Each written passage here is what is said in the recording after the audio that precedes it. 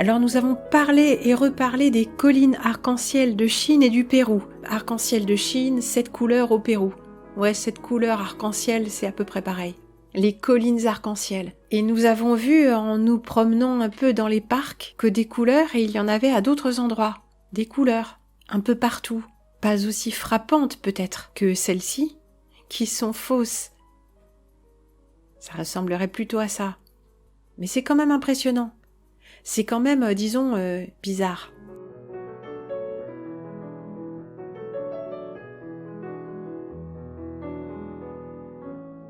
Ces coulures-là, de soufre, de cuivre et de fer, c'est quand même joli. Des déversements en couches, dans un sens ou dans l'autre, des rayures. Est-ce que quelqu'un là n'a pas laissé un petit indice? Ou est-ce que ces choses véritablement incongrues ne sont pas là pour renforcer notre dichotomie, pour bien ancrer notre sidération? C'est tellement sous nos yeux que ça ne pourrait pas l'être davantage. Et en couleur, s'il vous plaît.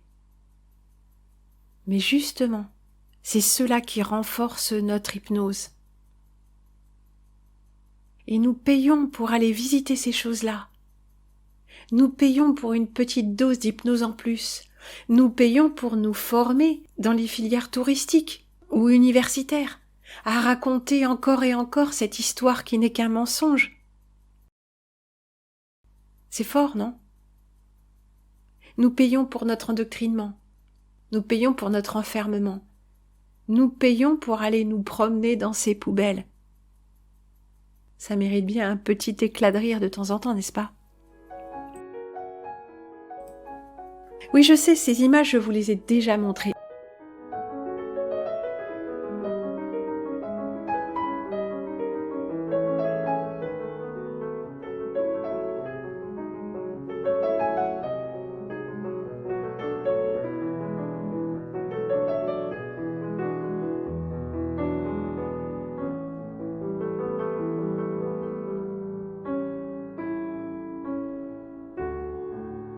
Je vous les ai déjà montrées et je vous les remontre, je nous les remontre parce que je me les remontre.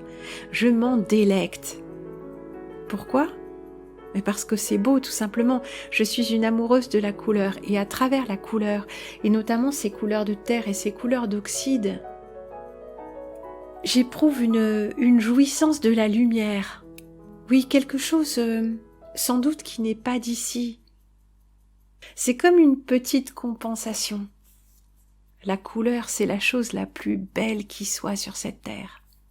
Esthétiquement parlant, bien sûr. Ah, vous allez me dire la forme. Mais la forme, c'est déjà autre chose. Alors, nous avons regardé les parcs. Mais pas encore tous, bien sûr. Et nous n'avons pas eu le temps de faire le tour du monde de tous ces lieux fantastiques. Déjà parce que je ne les ai peut-être pas tous répertoriés. Mais aussi parce qu'il nous faudrait un temps infini. Et il faudrait consacrer un moment d'étude un peu plus long à chaque lieu. Une photo seule ne suffit pas, bien sûr. Mais reprenons. Feuilletons notre album. Qu'y trouverons-nous? Reprenons nos collines peintes. Oui, j'y tiens, absolument j'y tiens. Les collines peintes de Chine, les collines peintes de l'Oregon, les collines peintes du parc national de la forêt pétrifiée. Oui, forêt pétrifiée et collines peintes. Je vous promets que nous reviendrons sur ces pétrifications. J'ai tout un dossier en attente. Les collines peintes dégoulinantes d'Islande. Ah bah l'Islande vaut bien une petite visite. Le parc Zion, ce sont plus que des collines, ce sont des canyons rouges. Des boyaux souterrains bleu-vert. Les dunes peintes, plus petits que des collines et délicatement colorés, de petites touches d'oxyde rouge. D'ailleurs, les nuances sont tellement délicates qu'elles me rappellent ceci, cette plage au Canada, de sable violet. Oui, c'est un peu exagéré, ce ne sont que des traces de pollution vraisemblablement. Non, toute pollution n'est pas absolument toxique, mais quelque chose s'est passé là, comme ici. Après les collines peintes, les montagnes peintes et les dunes peintes, le désert peint. D'ailleurs, le voilà, le désert peint. Moi, ça m'évoquerait plutôt ces bouteilles dans lesquelles on fait couler du sable coloré. C'est pas peint, c'est déversé. Les rochers rouges. Les collines rayées, blanches et roses. Les montagnes d'Argentine.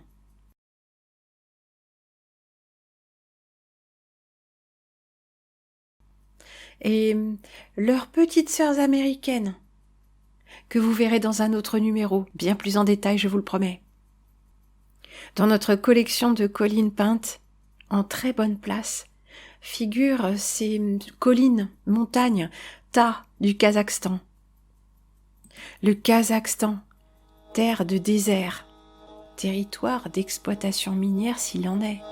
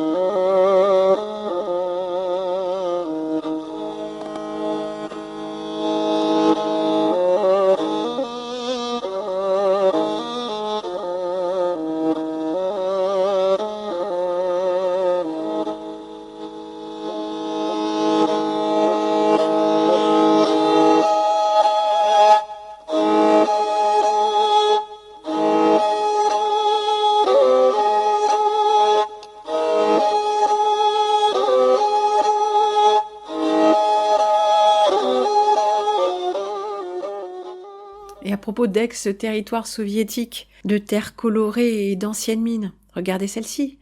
Bogdinsko-Bashkunskali, un parc national, des roches rouges, tout à fait conforme à ce qu'on a vu dans les déserts américains, d'immenses territoires de désert, avec des argiles colorées. Très beau. Des bassins de contention de déchets. Et puis tout autour, les terrasses d'exploitation minière. Alors officiellement, je suppose que c'est une ancienne mine. Mais laissez-lui encore quelques décennies, ou quelques siècles, je ne sais pas. Oh, peut-être même pas. Et ça va se raviner délicatement. Des choses vont y pousser. Et ce sera parfait, comme décor naturel. Ne voyons-nous pas ici, à l'avant-plan, ces espèces de coulées striées? Et derrière, un plateau? Épandage de déchets gigantesques, aplanis, et ces pentes douces, couvertes d'une petite végétation, de l'herbe, pas d'arbres, typique de l'ancienne carrière, ou du désert de millions d'années. On y trouve également ces petites choses-là, cette structure bulleuse de la roche, des trous, et puis un lac de sel, tiens donc. C'est exemplaire, n'est-ce pas? Kazakhstan, la tarte à la crème. Oui, je voudrais vraiment foncer le clou sur ce fameux Kazakhstan. Outre le mont Botki, là, cette tarte à la crème, et la montagne d'Aktao. C'est intéressant, Aktao. C'est là qu'ils ont un centre nucléaire. Ce qui vient immédiatement à l'esprit quand on regarde le Kazakhstan, ce sont les fameuses collines peintes d'Oregon. Il y en a de toutes sortes. Et franchement, certaines ne ressemblent à rien. À l'avant-plan, nous avons des espèces de collines rougeâtres, derrière une colline plus pâle, et derrière des collines plus hautes mais grises. Eh bien, est-ce que ça n'évoque pas les déchets déversés par type, comme dans ces mines à ciel ouvert? Les déchets miniers sont triés, et selon leur nature, ils offrent des couleurs différentes. C'est quand même curieux comme émergence naturelle. Des petites collines rouges, une petite colline jaune, deux grosses collines brunes, et puis ces couches. Ici, au lieu de colliner par couleur, on a épandu en couches. Une couche vanille, une couche cacao, une couche fraise, une couche café. Regardons le sol, stérile. Seules de ces plantes qui poussent partout ont réussi à s'adapter. Et plus intéressant encore, à l'arrière-plan, mais c'est presque obscène, n'est-ce pas, hein? Ça évoque une raie des fesses ou quelque chose comme ça. Sur la gauche, la végétation est plutôt verdâtre. Et puis on a une petite zone tampon, là, où on a du vert clair et du brun rouge. Comme si la végétation s'adaptait. On voit ça en différents endroits en ville. Je l'avais déjà évoqué, des feuilles de pissenlit rouges. Et là, nous voyons qu'en fait, seule la couche du haut, le mamelon, est rouge. Le soubassement présente une tranche orange. Et puis, plus bas, un sol rosé. Là, on se croirait à Aktao, Kazakhstan, mais nous sommes dans l'Oregon. Des rayures obliques. Oui, manifestement, les choses sont déversées à plat, et puis la terre se soulève, d'une façon ou d'une autre. Des pans entiers de terre et de roches se soulèvent, ce qui ne veut pas dire que cela valide la théorie officielle sur la formation des roches. Nous y voilà de près, sur un petit cheminement. Regardez! Ce sont de petits crassiers sélectifs. Ocre rouge, ocre jaune, sienne brûlée. Ocre rouge, ocre jaune, et en augmentant un peu les contrastes, à la chinoise. Une sorte de tiramisu géant. Ça pour vous, là, ça c'est naturel ou pas?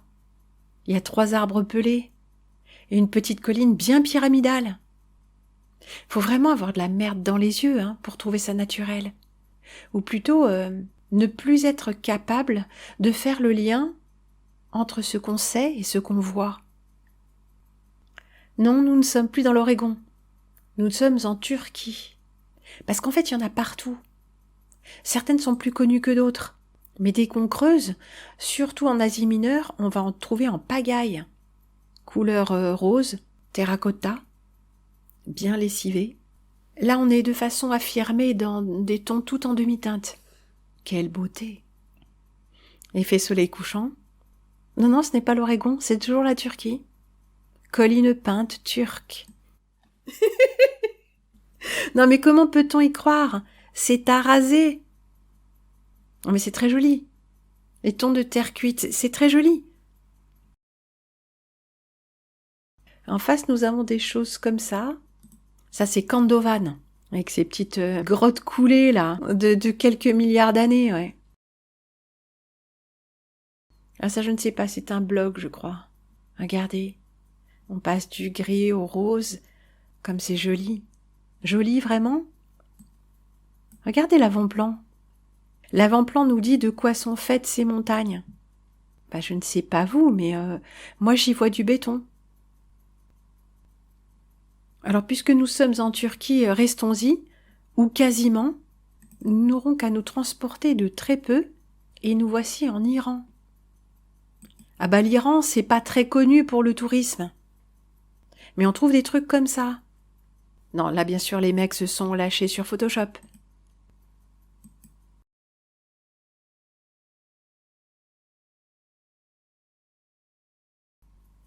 Mais on va trouver ce genre de choses. Du gravier, des petites collines. Ça c'est typique de la carrière. Du déversement en vrac. Et que vois-je à l'horizon, sinon Superman en caleçon long? Des couleurs. Regardez celle-ci sur la droite. Est-ce qu'on ne dirait pas en plus petit la montagne du Pérou, avec ses rayures poncho verticales? Mais si! En Iran aussi, on reste tout en demi-teinte. Des gris bleus très pâles, des roses saumon, tout doux. Ah, la douceur iranienne, c'est connu, On est près de Tabriz. Regardez les collines du fond. leur motif de ravinage typique. Petit tas sur fond plat. Découvrez les montagnes colorées de Maneshan dans la province de Zanjan, Iran. Oui, non, on n'est pas en Chine, on n'est pas non plus dans l'Oregon. Petit effet de colorimétrie qui met très très bien en évidence la structuration de ces poubelles de carrière. Apparemment, il y avait tout, hein. Je veux dire, de tous les minéraux, de tous les métaux, métalloïdes, il y a de tout.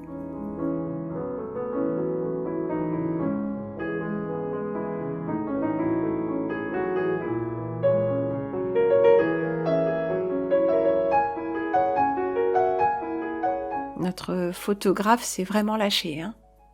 Alors ça aussi, c'est outré dans les colorations, mais ce qu'on voit, surtout au fond, ce sont des couches horizontales et puis un motif de ravinage qui a créé des formes comme ça, en V renversé, quoi. Ce qui nous fait comprendre un peu comment ça fonctionne. Donc les voilà, ces fameux V, vus de plus près. Petite colline de déversement. Ben, c'est du gravier, tout ça. Des collines de gravier. C'est du grès qui n'est même pas complètement tassé. Pas encore.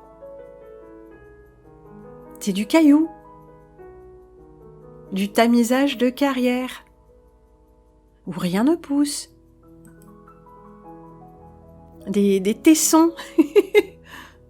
Enfin, pas des tessons. On s'entend bien, des scories. Faites tomber un peu d'eau là-dessus, ça se tasse, ça se ravine, et ça devient un désert naturel. Et coloré. Iran toujours, non, ce n'est pas l'Oregon.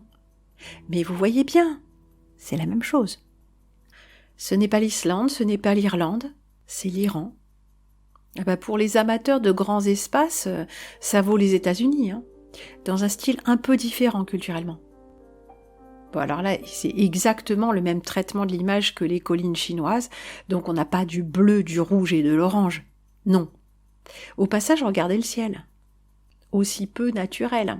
Mais le contraste et la saturation sont énormément augmentés, ce qui nous permet de voir comment c'est fait, comment ça a été fait, comment ils ont fait couler le sable dans la bouteille. Alors en vrai, ça donne plutôt ça, hein.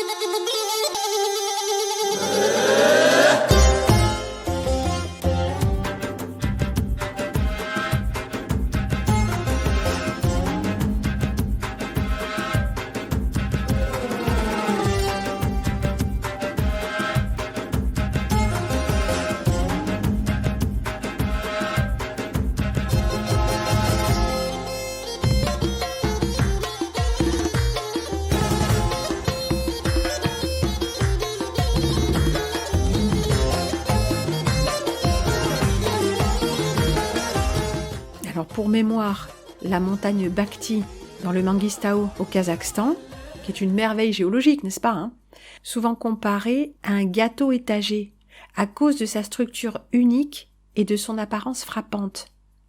Sa structure unique? Mais non, on vient de voir que c'était pas unique.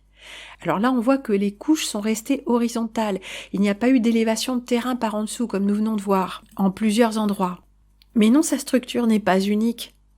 Absolument pas. Alors ce qui est unique peut-être, et encore que, hein, c'est que le Kazakhstan possède d'abondantes réserves fossiles, pétrole, gaz naturel, charbon, et des dépôts majeurs d'uranium, de cuivre, de zinc, ainsi que du fer, du manganèse, du chrome, du nickel, du cobalt, du molybdène, du plomb, du bauxite et de l'or. Ah bah le Kazakhstan, c'est certainement pour ça qu'il a été exploité à ce point et qu'il ressemble à un désert. En bien plus petit, et bien plus localisé, regardez ceci. Où sommes-nous? Non, nous ne sommes pas dans l'Oregon, et nous ne sommes pas non plus au Kazakhstan, comme nous indiquent ces collines verdoyantes ou montagnes dans le fond. Non, nous sommes à l'île Maurice. Parfaitement. Regardez ce tas d'épandages, très localisé, au milieu d'une petite forêt. Et bien juste à cet endroit, rien ne poussera. N'est-ce pas ravissant? Là, nous avons un déversement en vrac, tout à fait en vrac. La colline aux 7 couleurs. Ça, c'est une colline? 7 couleurs, vous êtes sûr? C'est l'histoire de 7 couleurs, c'est toujours le truc qu'on se raconte, n'est-ce pas? L'arc-en-ciel. Parce que c'est beau, c'est une merveille. Non, ce sont des déchets. Des déchets industriels. Et mal coulés avec ça. Mais quelques petites comparaisons de plus. Où est ce monsieur? Au Pérou, n'est-ce pas? Non. Au Colorado. Des montagnes colorées du Colorado. Bah, Colorado, ça veut dire coloré, hein. L'appel du Colorado et ses incroyables paysages. Ouais, incroyable, tout à fait. Les mines peintes. Si, c'est leur nom officiel. Les mines peintes du Colorado. Tout est dit, non? En très bonne place également, qui concourt pour les plus belles collines peintes, eh bien l'Islande. Enfin, les plus belles, je ne sais pas. Les plus manifestement industrielles. Nous venons de voir Maurice et son petit terrain de déversement de déchets. Que dites-vous de celui-là? Du bleu, du vert, de l'orange, du rouge. Et sans en faire trop, n'est-ce pas? Les voici sous un autre angle. Ah, on sent qu'un petit effort de colorimétrie a été fait, hein. Regardez là-bas dans le fond, entre ces couleurs orangées, du bleu.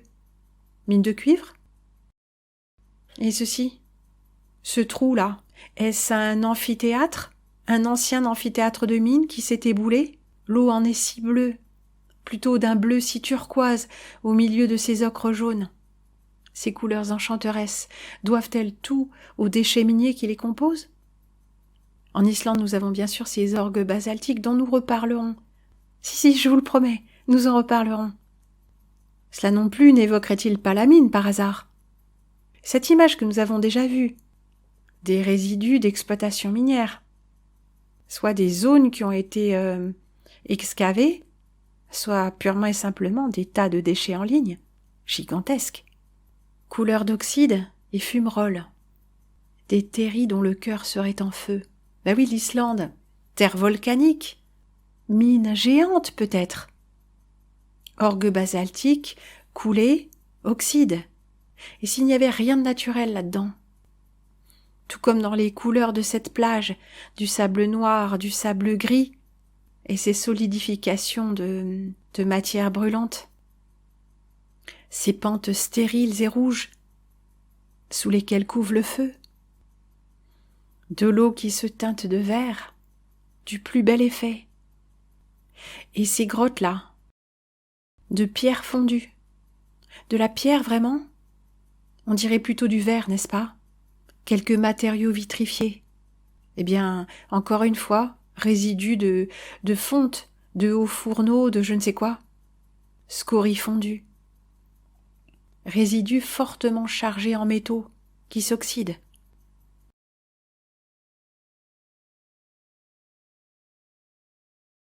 Bassin d'eau très chargé. Géothermie, qui fait jaillir des geysers d'une eau au ton surnaturel. D'ailleurs, en Islande, tout est surnaturel, n'est-ce pas? Comme ce mammouth dans le style vietnamien ou birman, sur fond de couleurs vibratoires électromagnétiques. Je m'envole, c'est vrai. Bon, l'Islande, c'est bien joli, mais retournons un peu plus au sud. Oui, parce qu'on a parlé du Kazakhstan, de tous ces pays, de tous ces déserts, mais on n'a pas encore tout dit. Eh ben non. Alors on était dans les meringues du Manguistaou. Après avoir exploré les vacherins glacés, framboises, pêches, mangue, comment ça s'appelle? Ah, voilà que j'ai déjà oublié. Je finis par confondre, hein. Bah oui, avec tout ce qu'ils nous balancent, sont bien un peu débiles. Enfin, la tarte à la crème, la bokti. Là, on est plutôt à Étretat. On dirait exactement le glaçage du Stollen que j'ai acheté. Ouais, c'est un gâteau de Noël alsacien. Ah, il n'était pas bio. Et il y a une couche de glaçage. Ah bah, je l'enlève, je la gratte. Hein. Cric, cric, cric. Ah non, je ne vais pas bouffer ça. Bah, c'est du sucre glace blanc bien épais. Un glaçage. Bah oui. Et puis comme je trouve des photos, il en arrive. Dans le Manguistaou, regardez ce qu'il y a. Au milieu de ces tartes à la crème et de ces meringues glacées. Bah, des boules. Il nous montre jamais tout à la fois. Bah non, sinon c'est pas drôle. Dans cette boule, apparemment, elle se trouve sur le site des salines de Tousbahir. Bah, concentration en sel, boule, couleur fantastique, et puis lac et étang également de couleurs intéressantes. Mais là, on va aller un cran plus loin. On va quitter le monde du blanc et du sel, et on va retourner dans les couleurs, dans la couleur rouge, ou la dominante rouge orangée. Vous voyez où on est là? Ben, on est sur Mars. Si, Mars. Mars de l'Altaï. Oui, bah c'est Mars quand même, hein. C'est officiel. Si les couleurs de gna gna rappellent la planète Mars. Parce que les mecs qui écrivent ça, ils y sont allés. Non mais là on voit bien avec ce bleu profond, bleu canard, bleu invraisemblable et ce rouge là. On voit bien qu'il se lâche avec les couleurs. Mais officiellement, Mars, ça existe. Bah, pas loin d'ici. Mars sur Allier. Non, ça ressemble pas à ça, c'est juste un nom. Il faudrait creuser. Mais ça, c'est en ex-URSS, Mars. Au nord-ouest de Moscou, près de l'ancienne ville de Rouza, se trouve un panneau indiquant le village de Mars. À ce jour, seuls quelques dizaines de Martiens y sont recensés et il n'y a pas de site touristique sur place. Bah, s'il n'y a rien à voir.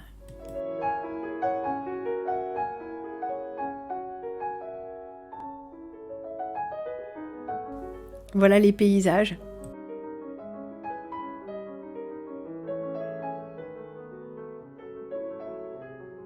Il y a quand même des trucs qui poussent contrairement à Mars. Contrairement au vrai Mars. Il faut qu'on regarde des images de Curiosity, là. Mais puisqu'on est sur Mars, tiens, j'ai une petite photo qui traîne. Une mine de bauxite au Kazakhstan. Bah ça aussi, c'est Mars. Vous pouvez me dire la différence, là ?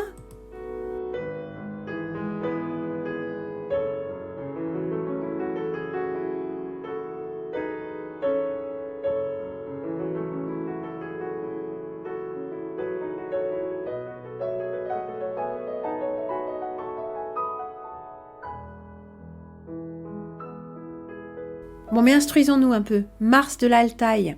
Ce nom a été attribué à la région de Kyzyltyn où une teneur élevée en mercure, dans la roche, donne aux montagnes une teinte rouge.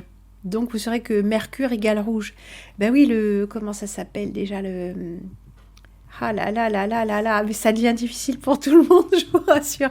Le cinabre. Le cinabre, c'est rouge. Le cinabre, c'est un composé de mercure. C'était très prisé par les anciens chinois et taoïstes. Les paysages surréalistes de ces lieux attirent depuis longtemps les voyageurs. Tout le monde veut se promener sur la terre de la planète rouge et ça devient possible dans l'Altaï. Tout le monde ? Non, pas moi. D'ailleurs, j'y suis déjà été sur Mars, alors je vous ferai dire que je vous dirai que je vous ferai dire. Je voulais vous faire un truc, c'était déjà il y a 2 ans, en mars. Mais oui, en mars. Ah, même c'est maintenant que j'y repense. En mars, mais on les reverra, ces couleurs de Mars. Je n'ai pas fait la vidéo et je crois que je n'ai plus les images. Oh bah écoutez, tant pis, mais je sais à peu près où les retrouver. Bah pas les miennes, mais du même endroit. Bah vous allez voir, ça arrive. La beauté de la nature peut facilement rivaliser avec le célèbre Grand Canyon américain. Alors, beauté, oui, pour les couleurs.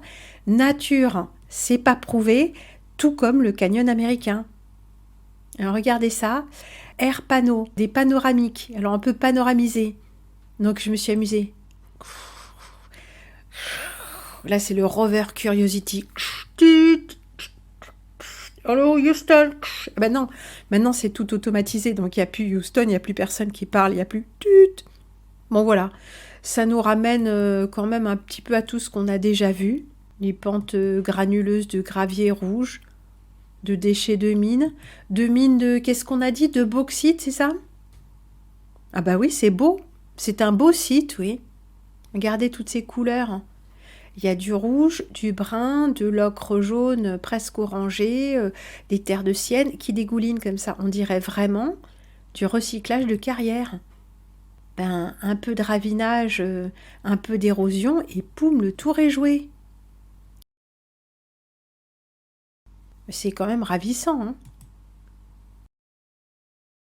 Et puis encore une fois, c'est très localisé. Ben, ça évoque vraiment la carrière ou l'endroit de retraitement.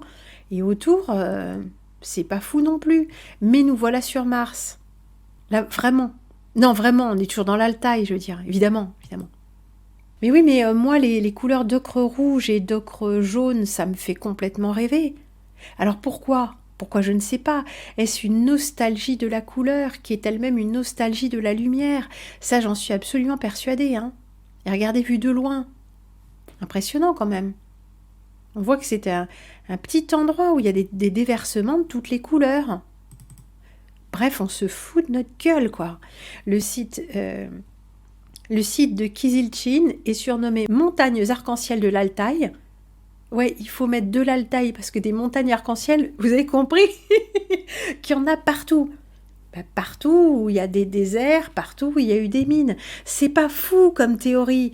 C'est pas fou. Franchement, plus j'y pense, plus ça me semble évident. Les montagnes rouges, jaunes, vertes et oranges, et l'absence presque totale de végétation lui donnent l'aspect d'une planète lointaine. C'est ça, les mecs y sont allés.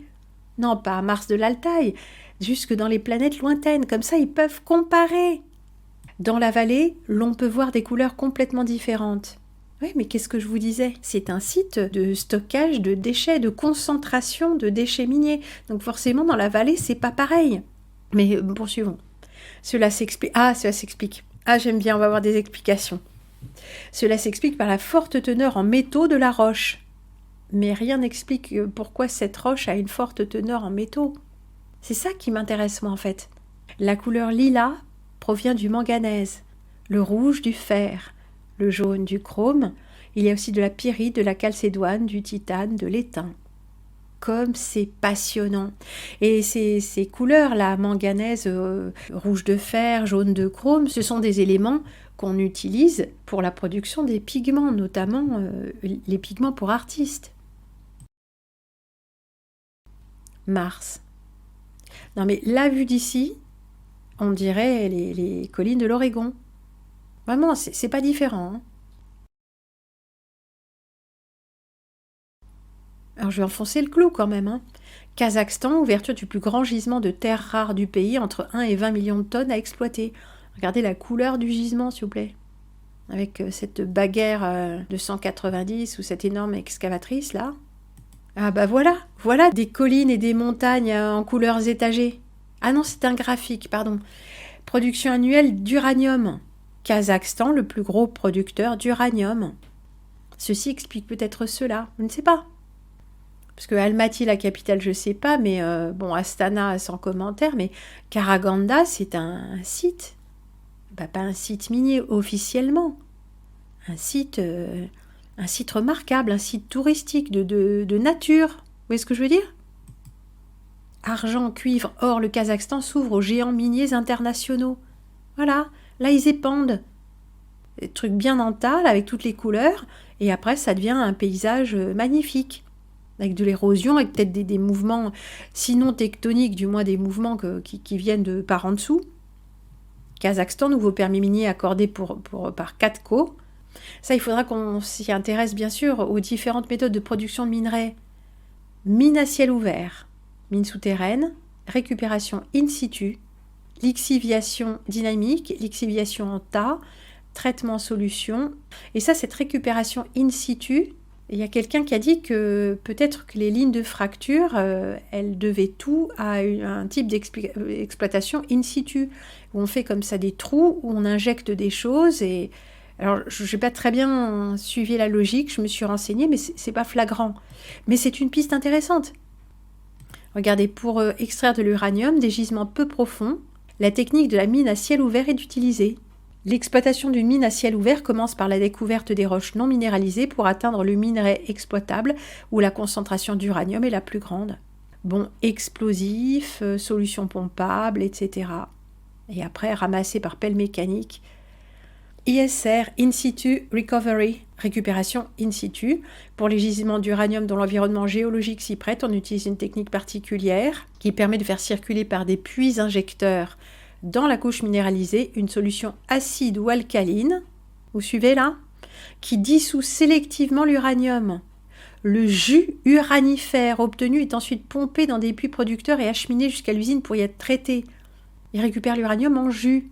Mais les solutions acides ou alcalines, bon, très acide, c'est comme très alcalin, ça va dissoudre. Une fois que ça a dissous, peut-être que ça s'effondre, peut-être qu'il se passe des trucs aussi. À long terme, je veux dire. Non, pas sur 6 milliards d'années, sur quelques décennies ou quelques siècles. Les solutions désuraniées sont réajustées en acide ou alcalin et réinjectées dans les puits. Et une fois qu'ils ont enlevé l'uranium, ils réinjectent les solutions, après les avoir tamponnées. Mais allez savoir. Exploitation minière de cuivre au Kazakhstan. Ce pays vient de découvrir 19 tonnes d'or et de terres rares, un tournant stratégique pour ses ambitions minières. Tu m'étonnes. Réflexion sur l'exploitation minière au Kazakhstan. Mais les mecs ne réfléchissent pas, voyons.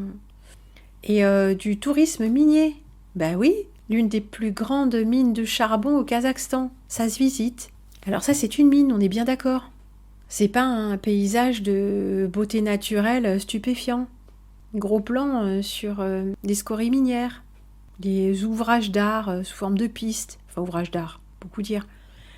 Et ces pentes à 45 degrés avec les graviers bien calibrés, toujours étonnant. Quelques images de mines. Oui, mais il faut regarder un peu les arrière-plans pour voir si ça nous rappellerait pas quelques canyons ou choses dans le genre.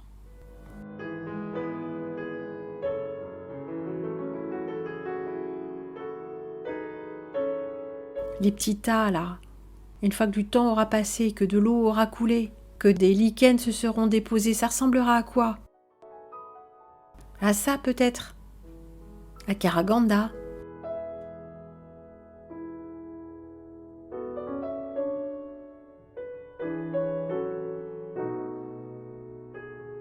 Donc ça, c'est une mine d'argent du Kazakhstan, et ça, c'est une mine d'uranium au Niger.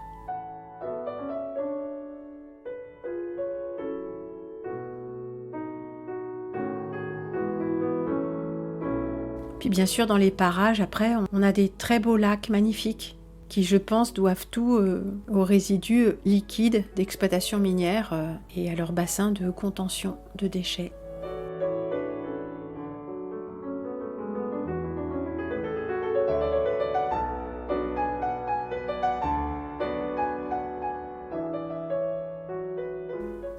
Mais offrons-nous une petite séquence, une petite tranche plus exactement, une petite tranche de Mars. Voici l'original. Kazakhstan, coulé de ce que vous voulez, de lave, je n'en sais rien.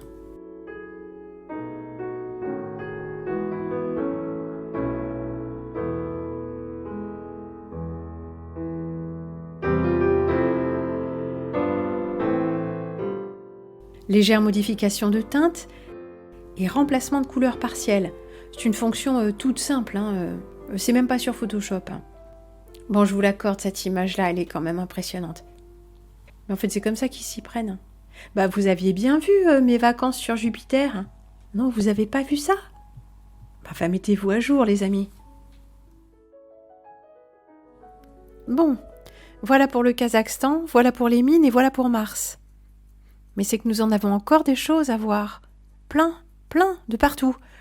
En nous en tenant aux collines peintes. Enfin, ou presque. En nous en tenant à la couleur, à toutes ces peinturations. C'est que je dois encore vous parler des oxydes de fer et de cuivre, de la fabrication des couleurs d'artistes, des mines, du sable et des lacs de toutes les couleurs. Mais je crois que nous allons devoir faire une pause. Alors pour l'instant, continuons à nous remplir les yeux de ces paysages de Mars. De Mars, oui, de ces déversements d'aciérie peut-être, tout simplement. La planète Mars, si loin, mais si proche, déchets ferreux, se moquerait-on de nous? L'uranium, avec cette planète Uranus découverte, est-ce qu'on ne nous dit pas quelque chose? Est-ce qu'ils ne s'envoient pas des messages entre eux? Et tous ces éléments qui sont dans la Terre ou sous la Terre. Mais qu'est-ce que la Terre, allez-vous me dire? Non, c'est déjà trop pour moi. Quand je parle de terre, je parle de couleurs de terre. Les ocres, terre de sienne, terre d'ombrie, terre verte, terre de cassel. Quand je parle de terre, je parle en tant que peintre. Ou alors je parle en tant que jardinière, cueilleuse. Je n'ose pas dire cultivatrice, c'est un beaucoup trop grand mot pour ce que je suis. Ma grand-mère était cultivatrice. Oui, c'est dans son contrat de mariage. Cultivatrice. C'est pas beau? Alors pour l'instant, cultivons-nous. Ce sera déjà bien assez. Remplissons-nous les yeux de couleurs. Encore un peu, juste pour le plaisir. Avant de passer à la suite, qui sera, je vous le promets, elle aussi, très très colorée. Nous allons nous régaler. À défaut de nous régaler de ce monde qui semble si mort, régalons-nous de ces couleurs, tout en demi-teinte, et parfois même un peu trop criardes, un peu trop acides peut-être, un peu trop concentrées. Allons, rêvons encore un peu, jaune de chrome, rouge de cadmium foncé, bleu de cobalt. Allons, rêvons, voulez-vous, terre de sienne, ocre brûlé, mais pas trop vite, pas trop vite, il nous reste tant de choses à regarder. Refermons pour l'instant notre album de collines, nous le rouvrirons et nous parlerons plage, lac, cratère, bassin, grotte. Oui, c'est promis, nous parlerons couleurs, nous parlerons cailloux, nous parlerons, et nous parlerons, et nous parlerons, et nous parlerons, et nous parlerons.